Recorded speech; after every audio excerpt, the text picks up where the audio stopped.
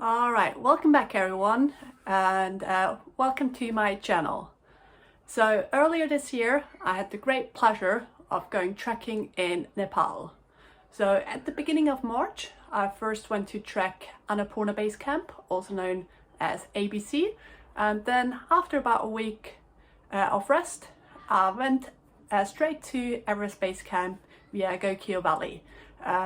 So yeah, it was an absolute brilliant trip. But as I was planning it and getting ready, I did struggle quite a bit with deciding what exactly I needed to take with me. So during today's video, I am planning on showing you all the things that I've packed in my bag, some that I might wish some stuff I might wish I had, and other things that I've packed that I definitely didn't need. So when you go trekking in Nepal, you usually have quite a strict weight limit. So for the ABC trek, you usually drive to your starting point, but quite often your guiding company will give you a weight limit for everything that you give to your porter. So on my trek, that was roughly about 10 kilos. So yeah, that's just for your duffel bag. So if you want to bring anything else, you just have to make sure that's in your day pack. And yes, they do weigh your bag. On my Everest trip, you usually fly from Kathmandu to Lukla, and you will fly in a pretty small plane, so they are very strict on the weight limit on that. So you're allowed 15 kilos per person, and that includes your duffel bag as well as your day pack. So yeah, make sure you include both of those in your calculations. Now, if you go overweight on the flight to Lukla, it is usually just a small fee you have to pay for any extra kilos, but should the whole plane be overweight, what we've been told is that the heaviest bag gets taken off. So yeah, we just, everyone in my group, we just decided to pack as light as possible to make sure our bag wasn't the heaviest, so we shouldn't have any issues with our bag getting to the starting point in Lukla. Alright, so let's get started. Let's have a look at my duffel bag, my day pack first. So for my duffel bag, so this one is actually the exact bag that I used for the Everest base camp, and this was a duffel bag that was given to me by their company. So many people, they will travel to Kathmandu with just a normal suitcase. And then in Kathmandu, your trekking company often gives you a duffel bag, and you can then put whatever things you actually need into this bag, and your suitcase can be left at the hotel. This one here, I do believe, is an 80 litre bag, so it's pretty big, and if you do fully fill it, you will probably be over the weight limit. So yeah, the space was never an issue, it was always just about the weight. This one here is pretty waterproof, zips, not 100%, but the laminate material here should keep your stuff dry. Usually the companies give you duffel bags to make it easier on their porters, because they can be easily strapped together and then they can be carried. For my day pack, I've used this Osprey Tempest. This is a 30 litre bag, and I found it just about perfect for my trekking. It has quite a lot of different pockets. You've got a big pocket at the top, one underneath there. What I've really liked as well, your waist strap. You've got a small pocket on each side, perfect for little things to carry with you, like a chapstick or maybe some hand sanitizer, just a small tub, and things like that. Also big pouches on the side to put your water bottle in, and then also a little pocket at the top there to put your water bladder inside. Okay, so next thing on the list, one very important bit, is your sleeping bag. So the sleeping bag that I've got This one here is from Haglöfs, and it's called the Muska. So special about the Muska is that it's actually a female specific sleeping bag, which means a little bit shorter than your standard ones. So it fits females up to 175 centimeters, and also the shape of the sleeping bag is just a little bit more molded towards the female frame. It's more of a warm free season sleeping bag, so it's not super warm, but it's got a -5 rating on there, so for ABC and EBC as well, more than suitable. Also quite handy about this pack, it has compression straps, so you can make that sleeping bag quite small actually, but yeah, found that perfect, especially once we got a little bit higher up in the mountain. First couple of days of the treks when we're a little bit lower down, I didn't always actually use my sleeping bag. What I used instead was just a little liner bag. This is kind of a silk sleeping bag liner, but a couple of times I did just sleep in this one with some blankets on top, because most of the tea houses, they do provide blankets en route. So yeah, make sure you've also got one of these ones with you. Also incredibly useful. A lot of people do hire sleeping bags out there, and if you do hire one, you don't always know how clean they are, so just having a sleeping bag liner out there with you should come in really useful. All right, what's next? So let's talk about shoes. Now, shoes and hiking boots are probably some of the most important things you need to have for your treks. So this one here is the boot that I wore for both of my treks. This is a Merrell hiking boot. As you can see, it's quite a little bit higher for some ankle protection. It is Gore-Tex, which means it's fully waterproof, and also has a Vibram sole that I found really gave me lots of grip, and I didn't have any issues with slipping or worrying about tripping on the trek. These ones I actually bought probably about a year before my trek, and I did do my best to wear them in properly. So I did go on a few longer hikes here at home, and yeah, just made sure they really fitted me right and worked out perfectly, so I didn't get any blisters on the trek. So yeah, definitely recommend making sure you get a hiking boot that fits you very nicely. But yeah, it's my pair. So these ones, usually, especially on the flight to Lukla, you will be wearing them, so don't worry about the exact weight of them, because yeah, they'll usually be on your feet. Now for the evenings, I just brought a lightweight pair of trainers. It wasn't actually this pair, it was a very old pair that I've thrown away since.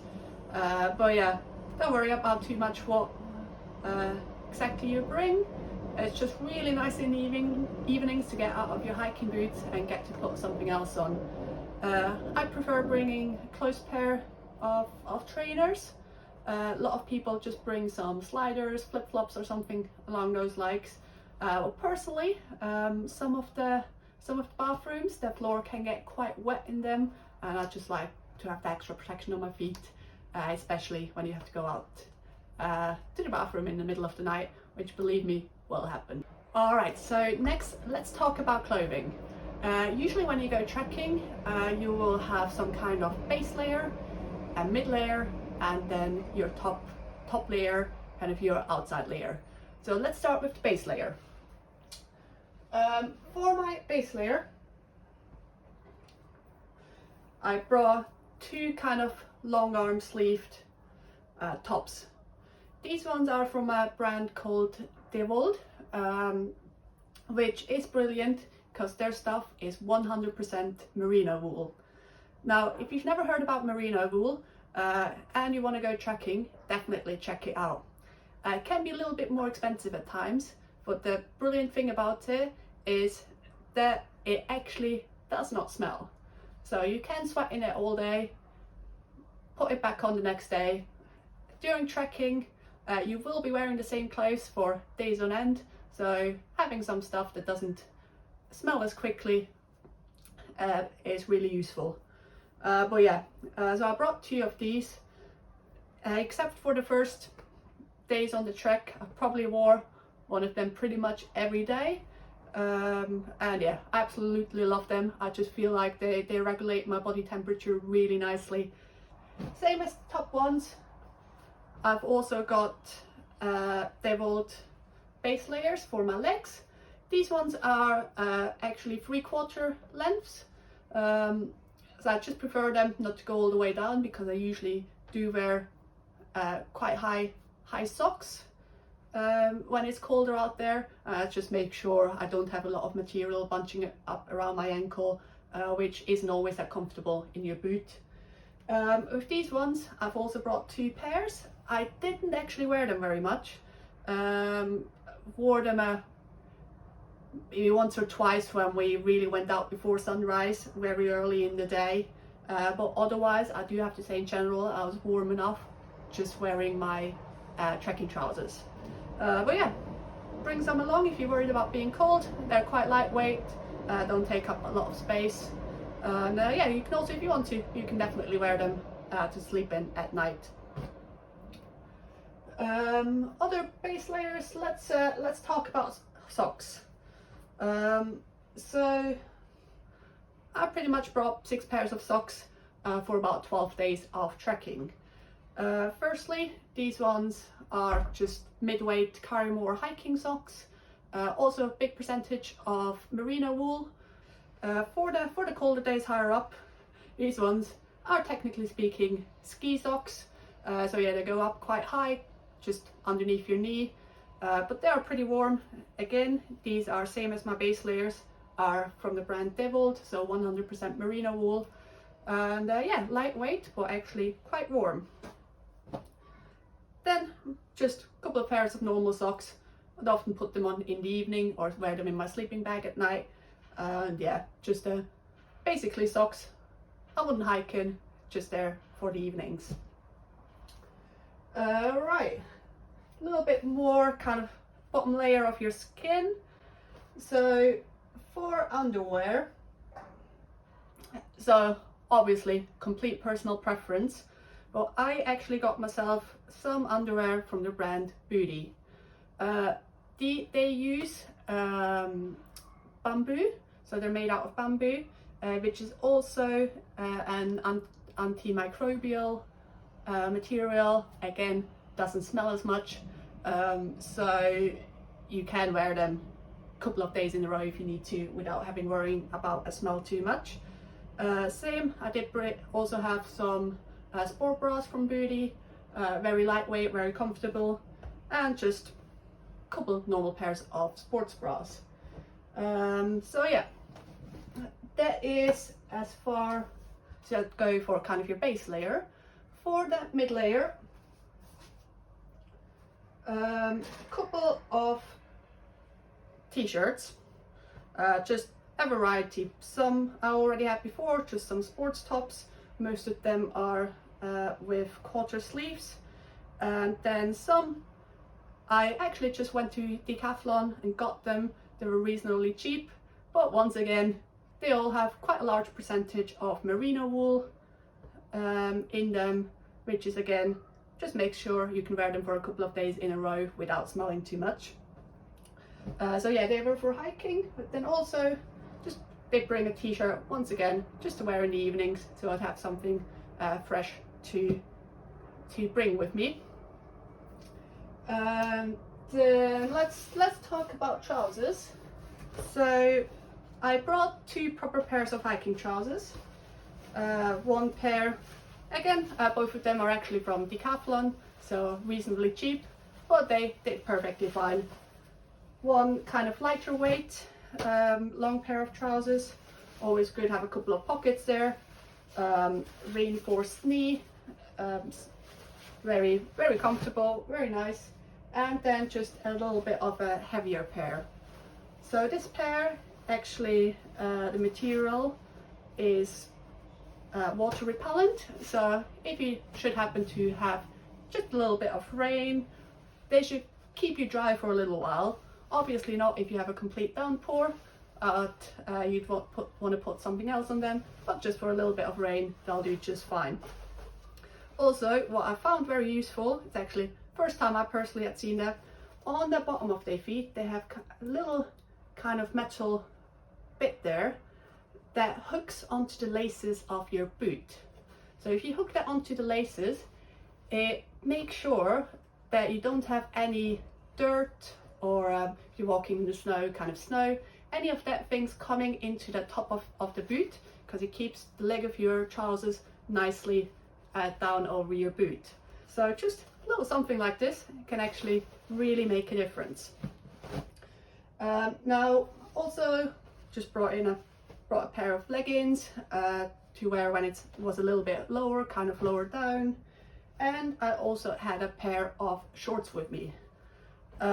So these shorts I originally actually just brought to wear at night, kind of in my sleeping bag when it wasn't that cold, but I did end up wearing them hiking for the first 2 days of the ABC trek. Now something I didn't expect, it was actually very warm for those first couple of days. For the ABC trek, you start your journey quite low down, roughly about 1,000 meters above sea, and it can get very warm. So we were all wearing shorts and t-shirts for those first 2 days, and I did wish I brought a proper pair of hiking shorts. I didn't have them with me, so I just put these ones on, which worked fine. But yeah, be aware that ABC trek, first 2 days and then again the last day, it can be quite warm. So bring something shorter as well. Then last thing, kind of 2 things I did bring. A little bit of a luxury pair of trackies, as well as just another pullover jumper. They were purely for the evenings to wear in the tea houses. Again, just really nice to put something on that you didn't wear hiking. But yeah, if I'd struggled with having my bag overweight, they probably would have been the first 2 things that stayed in the hotel. Alright, so otherwise I also had 2 fleeces with me.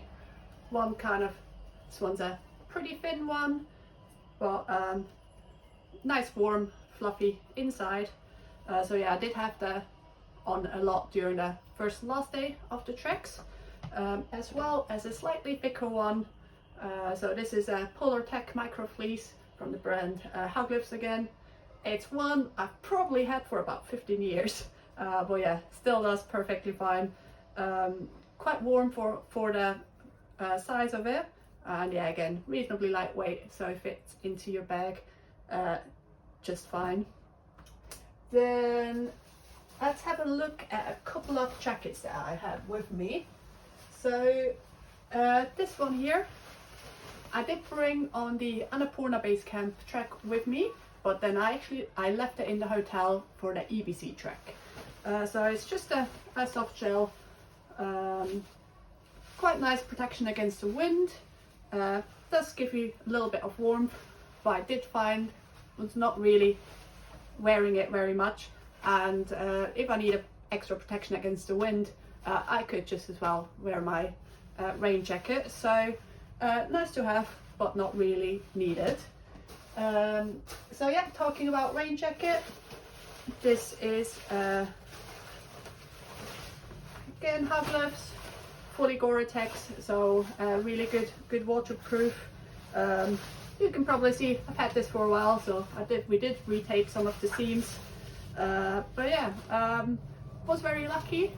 It did not rain once during my time there in Nepal. The only time I wore this was when it was a little bit windy, and I put them over the top for some protection against the wind. Same, I did have my rain trousers with me, but didn't need them at all.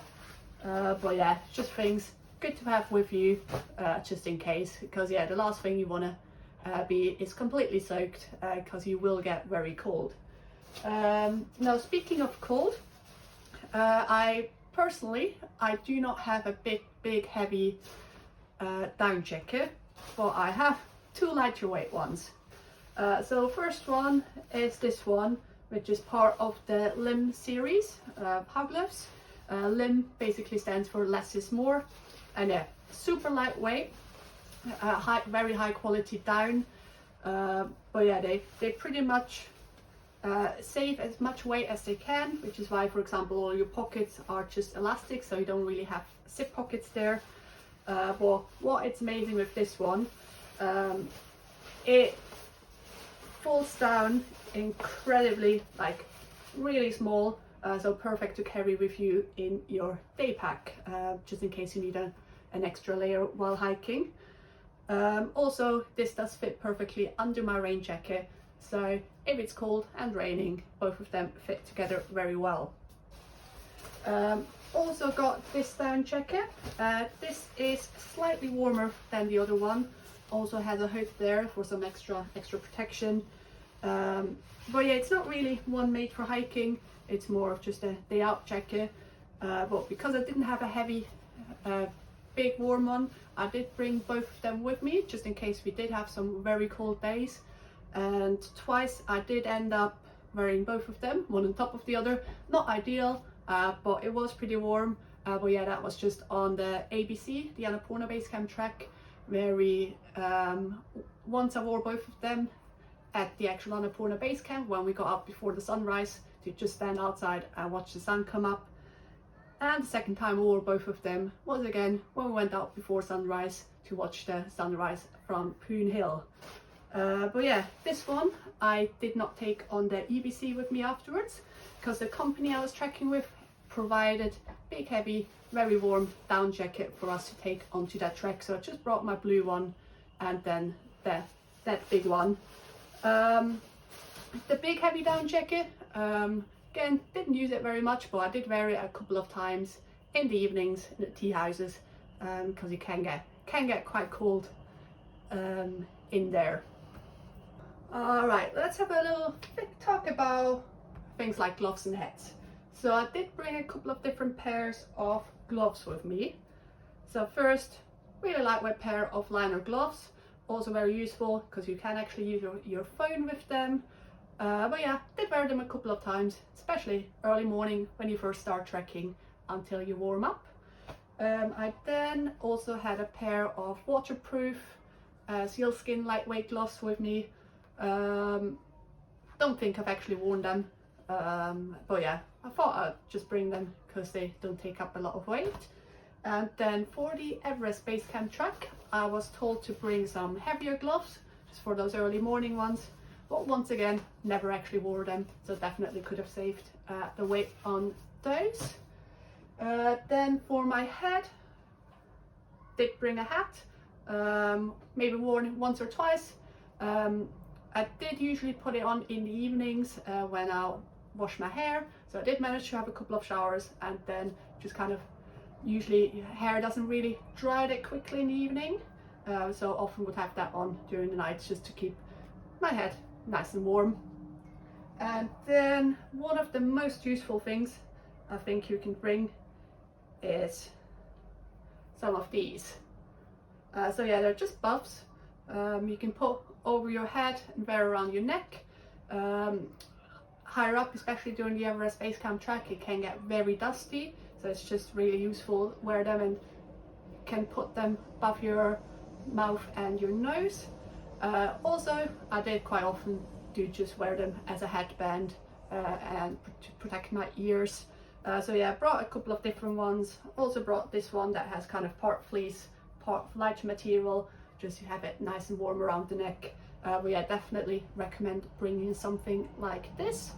But yeah, also recommend bring some kind of hat. The sun is quite strong out there, so yeah, you definitely want to protect your head as much as you can. Also, so yeah, you usually will have the chance to have a couple of showers here and there, so I just brought a lightweight towel with me, also quick dry, so it wouldn't stay wet for too long. And just for the Annapurna base camp trek, I also brought a bikini with me. So not necessary on the EBC, there's not really a chance to go swimming, but on the ABC trek, I did wear them that 3 times. So yeah, definitely bring some kind of swimwear for the ABC trek, but probably not necessary for the Everest Base Camp trek. So I actually bought these out in Nepal. So yeah, they're basically spikes that you can put underneath your hiking boots, and they just give you extra traction on snow and on some ice. Said previously, for the Annapurna Base Camp trek, last couple of hours of going up towards the camp, we were fully walking in snow, so it was very nice to have them. Was definitely possible without, but it's just not sliding around as much with these. Definitely saves on the energy side a little bit, and yeah, also nice when you go back down because you don't have to worry about starting to slide. Also, I did the Everest Base Camp trek via the Gokyo route, so we did go to Gokyo and a place called Chola Pass. When you cross Chola Pass, on one side you will be walking across a glacier, and some people put spikes on again to cross there. I found it perfectly fine to just walk with normal hiking boots because it wasn't very steep, was quite flat. But yeah, personal preference, can be good to have them, but yeah, you can definitely buy them in Kathmandu. Let's talk about drinking. So one of the most important things to avoid altitude sickness is to make sure you drink plenty of water every day. So I brought this water bladder with me. It's a 2-liter bladder with a drinking tube that you can just put into your day pack, and I found this absolutely brilliant. Now I'm someone that struggles to drink enough, so just having your drinking tube on the side of your backpack, you can drink at any time while walking, really helped me a lot to make sure I take in enough liquids. I then also had a chili bottle with me, so it keeps water hot for very long or cold as well. So I found it quite nice to have some warmer water with me on the colder days. I would usually put about 3/4 of hot water in there and then just filled it up with a bit of cold water, because problem with chili bottles, they're so good that if you put boiling water in there, you probably won't be able to drink it for a good day because it'll just stay for too hot. But yeah, with this bottle, I also sometimes used it to just put a little vitamin tablet in there. Also nice orange flavor in my case, because it can become a little bit boring to just drink water all the time. So yeah, this gives you some energy, also some flavor, and I often usually had one of them a day and made sure I'd finish the bottle by the end of the day. Last thing water-wise I had with me is one of these water drop water filters. I only had that with me during the Annapurna trek, because on the Annapurna trek we had to make sure either buy drinking water or we had our own filtration system. I prefer this towards tablets that you put in, just because water through here, it doesn't have a weird taste that you can sometimes have with the tablets. But yeah, didn't need to take it on the Everest Base Camp trek, because the company I went with, their guides brought their own water filtration system with them, and they would just fill up our bottles or bladders morning, lunch, evening, whenever we needed, so I didn't have to worry about bringing my own filtration system. But yeah, what I would definitely recommend everyone, bring reusable bottles. You can buy drinking water in plastic bottles up there, but all the waste is actually a huge issue up in the Himalayas, so whatever you can do to lessen your impact on the better. Right, a couple last things, odds and ends. Head torch, useful for those early starts, as well as nightly toilet trips, and some spare batteries just in case. Then definitely bring some sun protection. The sun is very strong at higher altitude, and yeah, especially your face and arms, if you just have t-shirts on and so on, you do want to protect them. Power pack, so when you want to charge your phone on the way up, you usually do have to pay for electricity. Also, the electricity doesn't always work. A lot of it is solar powered, so if there's some clouds around, probably it will not charge your phone. So I did bring 2 of them with me, and they did last me through the whole trek. Sunglasses. I've got these ones here. They are category 4, so protect really well against sunlight. Hairbrush, for those with longer hair like I do. Tissues are always a good idea. I did bring my own little first aid kit. If you go with a company with a guide, they will usually have some kind of first aid kit with them. But yeah, I did bring my own little one. Also just some Voltarol, some anti-inflammatory cream, and then blister plasters. As I've said earlier, I was lucky enough not to need them, but definitely have some with you. And then also, if you do have hay fever like I do, if you do have some allergies, I would recommend bringing some antihistamines with you. I did, so I went trekking in springtime when a lot of the flowers were blooming, so I definitely was grateful I had these. Some more electronics. I did bring my Kindle. Some of the days your trekking days will be quite short. Some days you might even be at the next tea house around lunchtime. So having something with you to pass the rest of the day is really nice, and I do love my my books.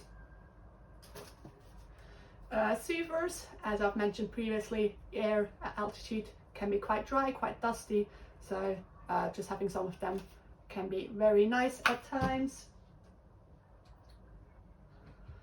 Travel adapter, always when you go abroad, always bring that with you.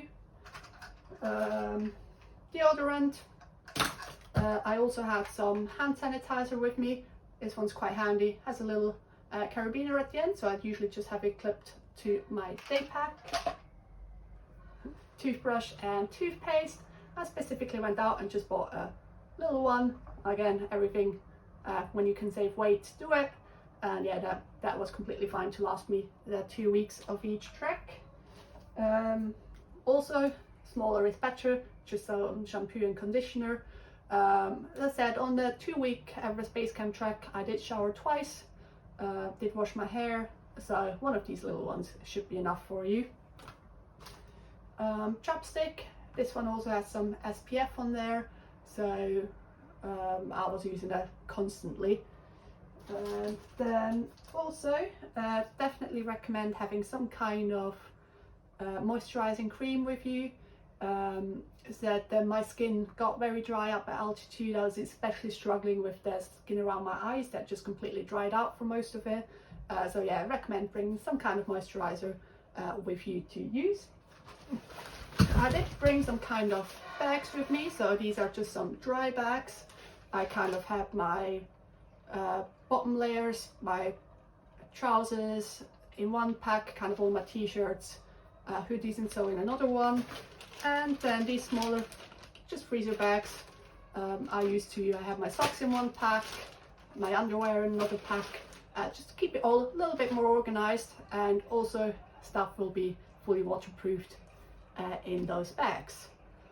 But yeah, that's most of the things I've got with me here. One more thing I do want to talk about. Don't actually have some right now, but let's talk quickly about trekking poles. So for the ABC trek, I did not bring trekking poles. I've never used poles while hiking here in the UK.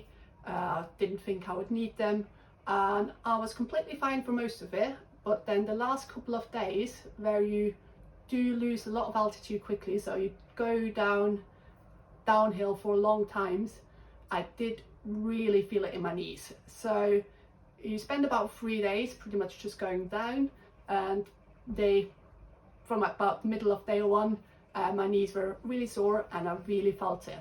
I ended up being able to borrow some poles from my guide that wasn't using his, but yeah, definitely wish I brought my own ones.